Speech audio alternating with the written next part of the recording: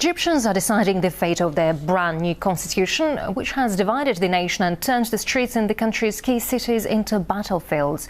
A chorus of critics have pushed for the referendum's delay, saying that the Islamic-led document is flawed and not representative of the population. Cairo-based reporter Beltru has more for us. After 3 weeks of political turmoil that's seen mass rallies against the president and also bloody scenes on the streets of Egypt's major cities, overnight the military apparently beefed up security at the polling stations, ready for people to come and vote. They, of course, have been called in by the president to secure the nation during this time of political unrest and the referendum. We expect hundreds of thousands of police officers and soldiers in the streets today, ensuring that the scenes are calm.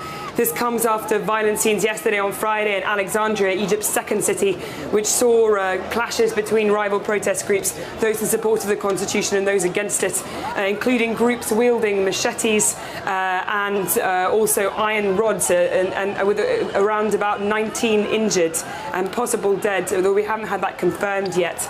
This, of course, follows several weeks' worth of violent scenes in the streets of Cairo. The referendum is actually being held across 2 days, as there are not a sufficient number of judges to supervise the process.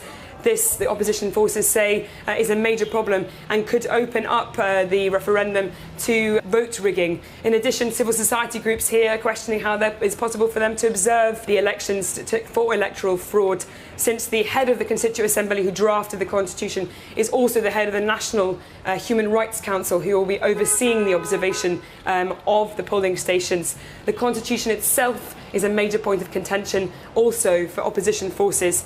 They have said that it is written by an Islamist-dominated Constituent Assembly after the Assembly witnessed mass walkouts by liberal leftists and church forces, and therefore it will only enforce a religious state. It also, they said, will enforce a presidential dictatorship and neglects key rights and freedoms of expression. So this constitution, they say, should be rewritten.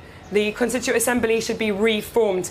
So we'll have to see, with the results of the referendum, the future of Egypt. Deep division between Egypt's opposition is another reason why the vote on the referendum is unlikely to reflect the attitudes of the public, says journalist and Middle East analyst Ahmed Fathi.